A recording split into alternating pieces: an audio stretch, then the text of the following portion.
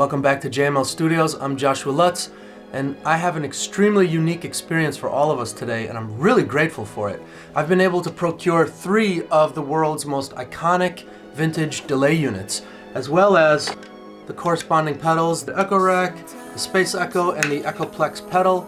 I have the Echoplex EP3 here, as well as the Binson Echorec 2T7E and a Roland spaceecho 301. All 3 of my analog delay units have been recapped, serviced. For instance, this one has the TRS ins and outs balanced because Binson, I don't know if you know, they have their own proprietary connectivity, so we've upgraded that. I even put a little toggle switch for 20 dB on the back. And why would I do that? Well, I want to bring this thing up as close to line level as possible because all these old delay units were used as like giant guitar pedals back in the day. Like Gilmour, he'd use it as a guitar pedal because they're at instrument level. They're not quite at mic level, they're not at line level. All these old delay units are at that nebulous instrument high Z level. So the best way to use these in a studio is either track right into them and out into a preamp, into your DAW, or what I've done is, in order to do this demonstration video where we're going to compare the 3 delay units to the 3 pedals to the 3 plugins, that's right, I also have the plugins for these 3 units. What we're going to do is we're going to pre-record 3 tracks. A 20-second guitar, 20-second vocal, and a 20-second drum stem. And we're going to reamp those out of my DAW, line level, because a reamp device, what does it do? A reamp box takes a balanced level, line level, and converts it down to unbalanced instrument level. So we're going to reamp out line level through a reamp box, which also, by the way, has a volume control. And by the way, lots of by the ways today. By the way, you can build your own reamp box extremely cheaply. You do not need to go and get one of those nice radial expensive ones unless, you want something super nice, which I also recommend at times. But I like to build my own stuff. I'm a DIY guy. And you can go to DIYre.com and build your own reamp box on the cheap. And it also has a variable volume control, so you can adjust the level of the reamp to your device. So we're going to reamp into this, and then out of this into a DI box, back into our DAW, so we get a crystal clean, perfect signal. That's proper gain staging. And that's what we want to do in a recording studio. We want to have proper gain staging at all times. In addition, I have a Binson EM6 mixer here. Super unobtainium. Only a handful exist in the whole world. The only other picture I've ever seen of one online is on the Binson Echorec Bible website, and it's a little blurry photo. I have an actual one here in the studio with us today, so we're really testing 4 units. And I hope that you enjoy this video. I'm really grateful to have this experience with you. Thank you all, God bless. See you on the other side. And here's the guitar test.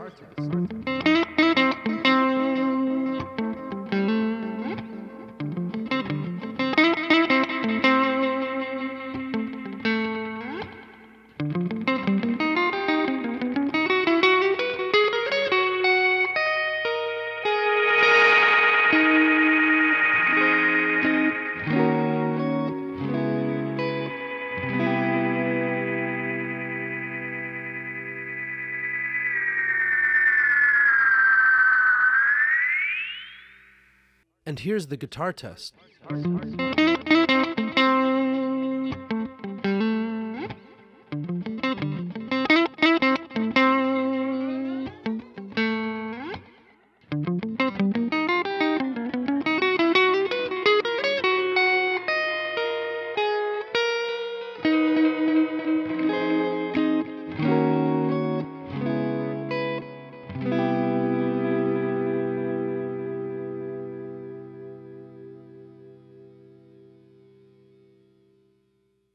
And here's the guitar test.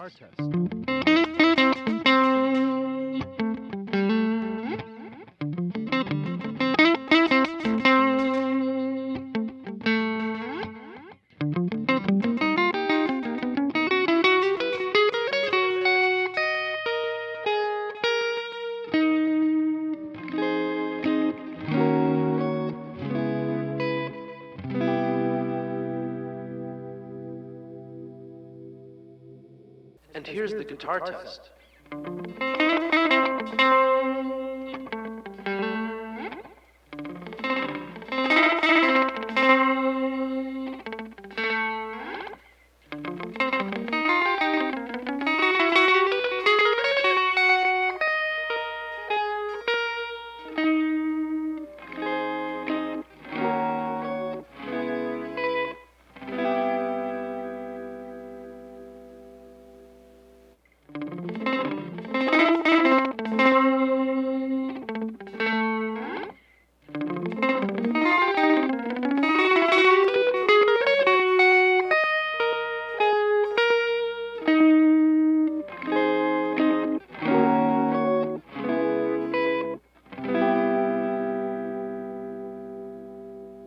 And here's the guitar test.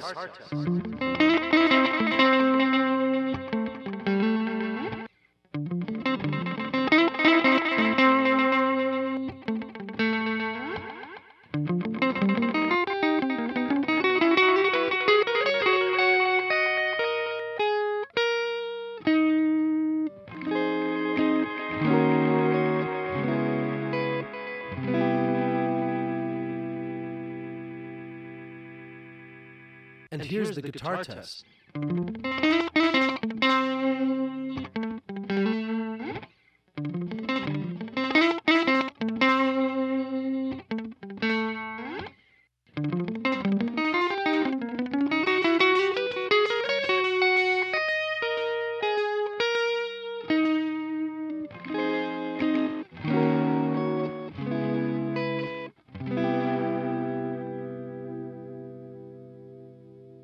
And here's the guitar test.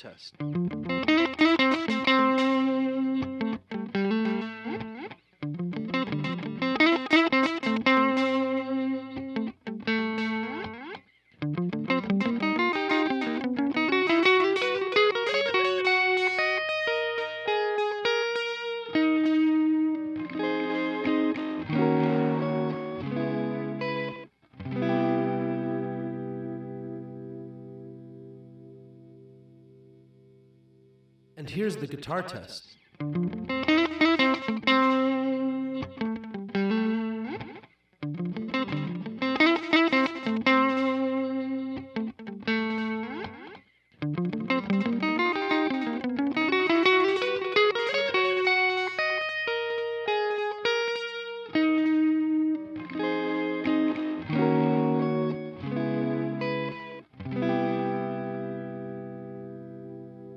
And here's the guitar test.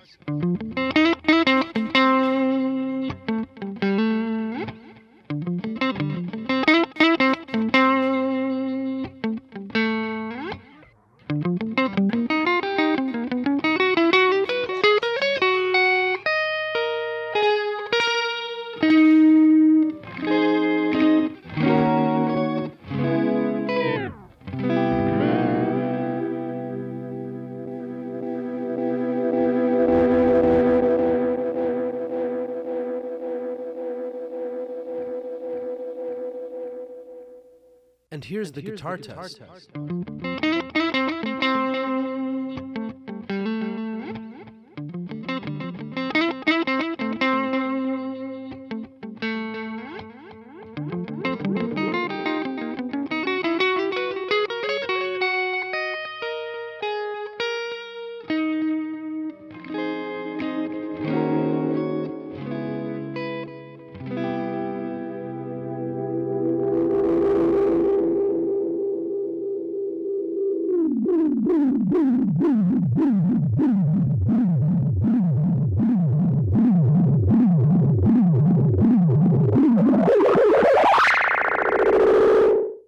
And here's the guitar test.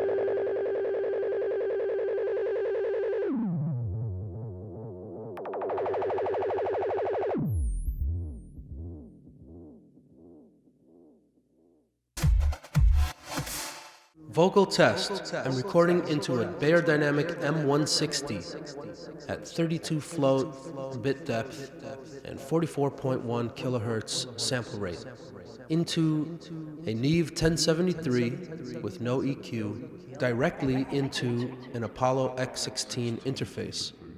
Sometimes in love, sometimes we live, but oh my child, I'm dreaming of the moments when you stayed with me.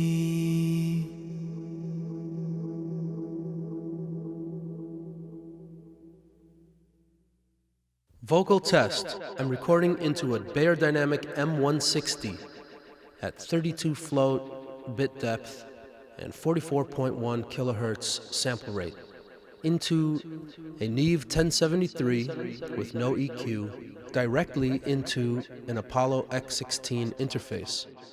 Sometimes in love, sometimes we leave, but oh my child, I'm dreaming of the moments when you stayed with me.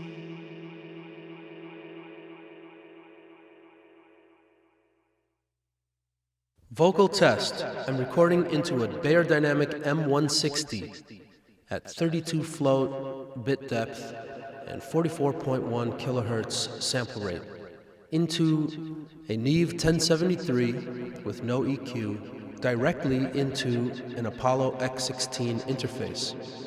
Sometimes in love, sometimes we leave, but oh my child, I'm dreaming of the moments when you stayed with me. Vocal test. I'm recording into a Bear Dynamic M160 at 32 float, bit depth, and 44.1 kilohertz sample rate into a Neve 1073 with no EQ directly into an Apollo X16 interface.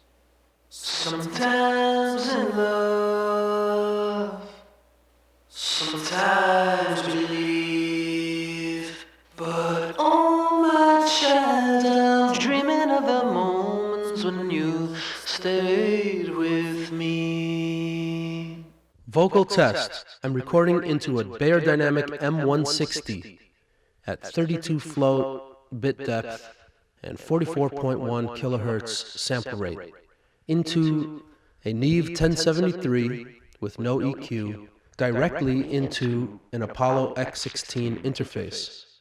Sometimes in love, sometimes we leave, but oh my child, I'm dreaming of the moments when you stayed with me.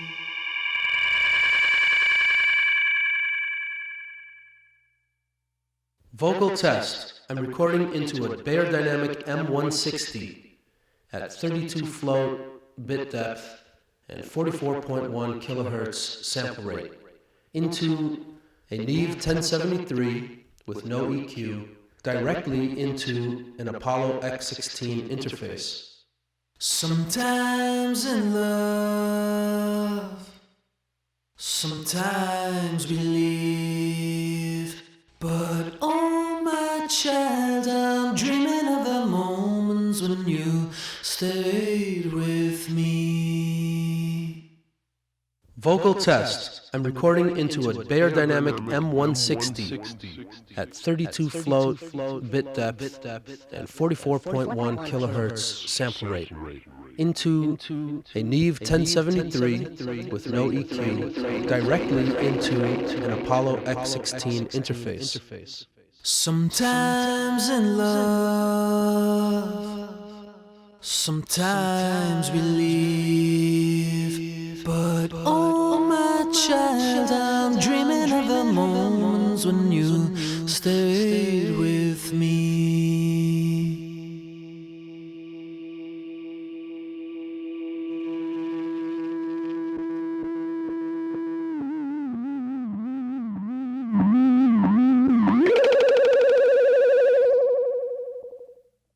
Vocal test.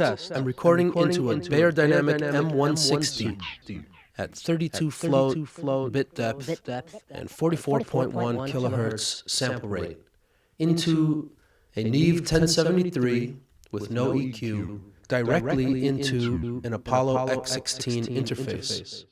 Sometimes in love, sometimes we leave, but oh my child, I'm dreaming of the moments when you stayed with me.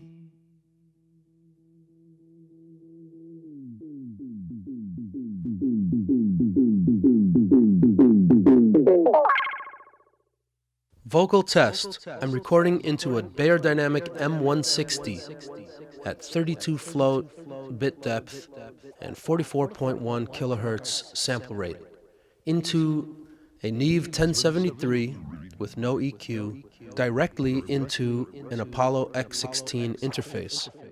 Sometimes in love, sometimes we leave. But oh my child, I'm dreaming of the moments when you stayed with me.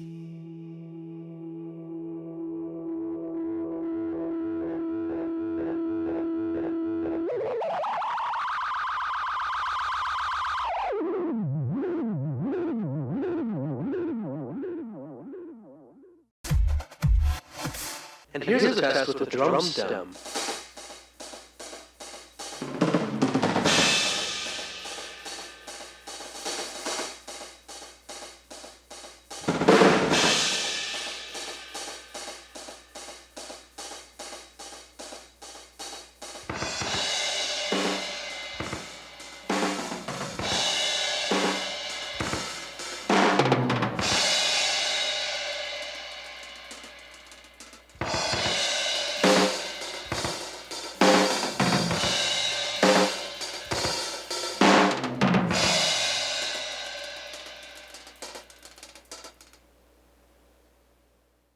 And here's a test with a drum stem.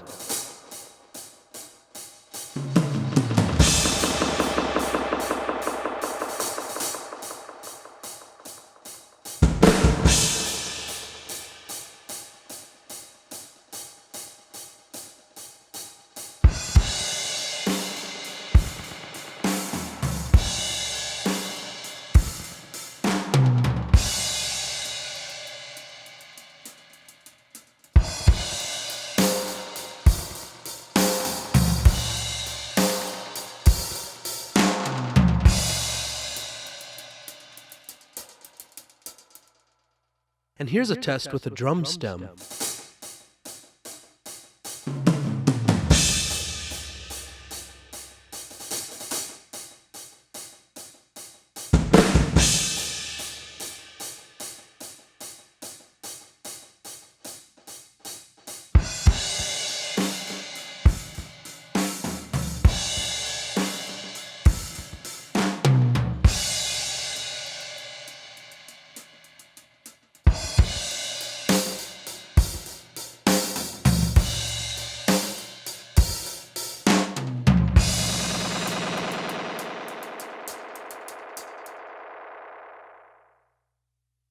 And here's a test with the drum stem.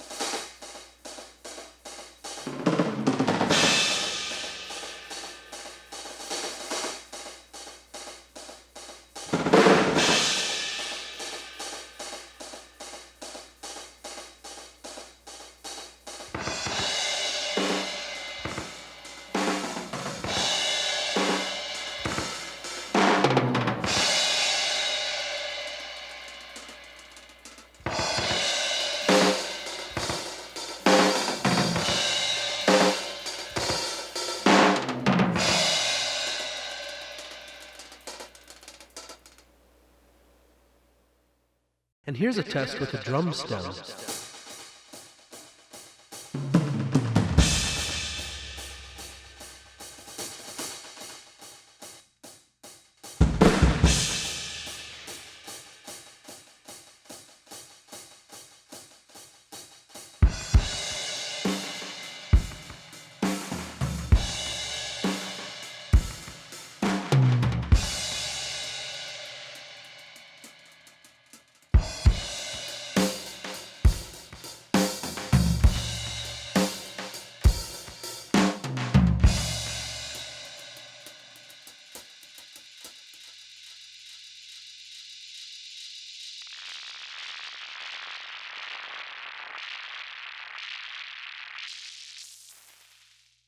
And here's a test with a drum stem.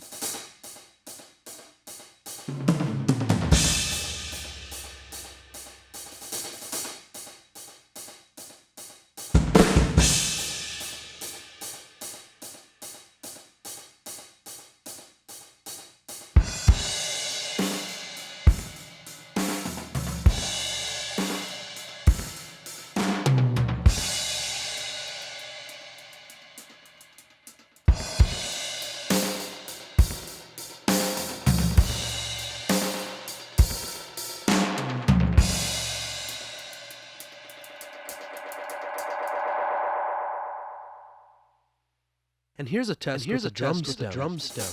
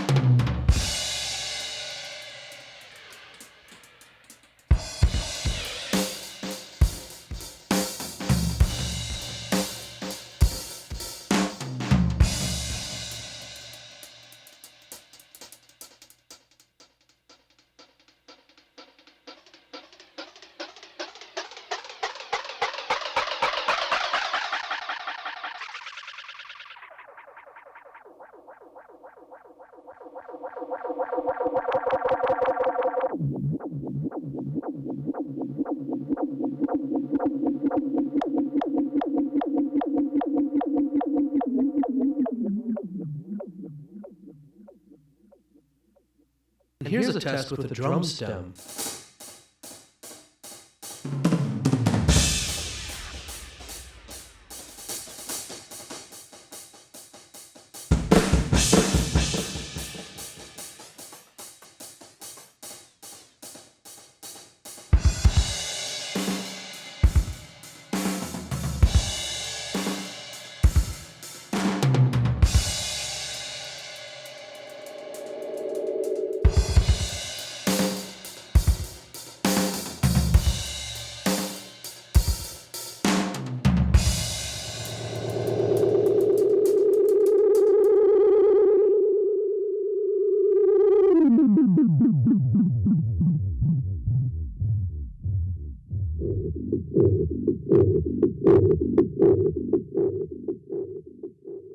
And here's a test with a drum stem.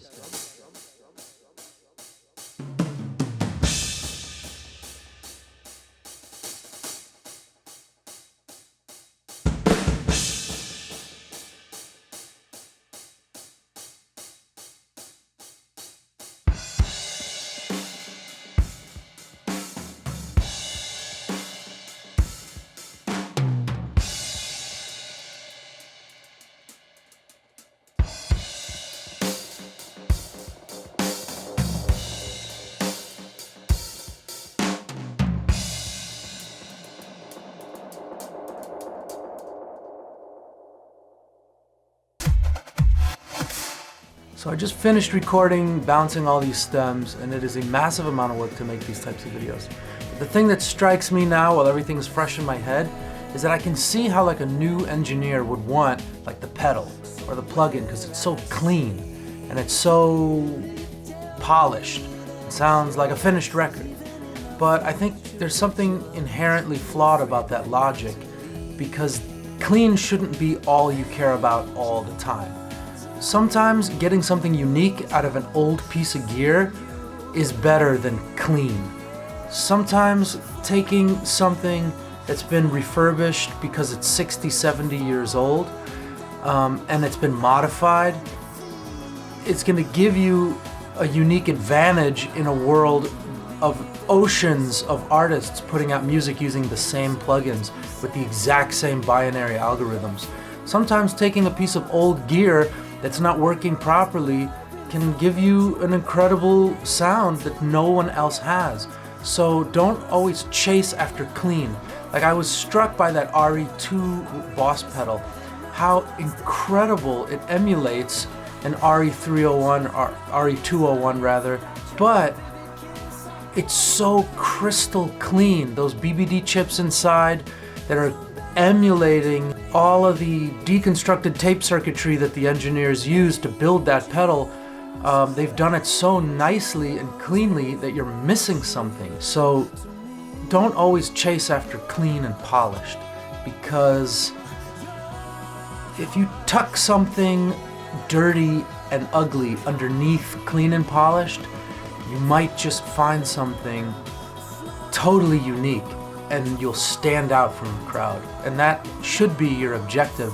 As an engineer, you want to give that to the people that you're recording, or if you're recording yourself, you want to achieve that when you're putting out your own music. So maybe watch this video again and listen to the audio again, and don't listen for the cleanest, most polished tracks. Listen for uniqueness in the sound. Thank you so much for watching. I'm Joshua Lutz. This is JML Studios. Please love one another. Like, subscribe, click the bell so you're notified when I do make these videos. Let's make another video.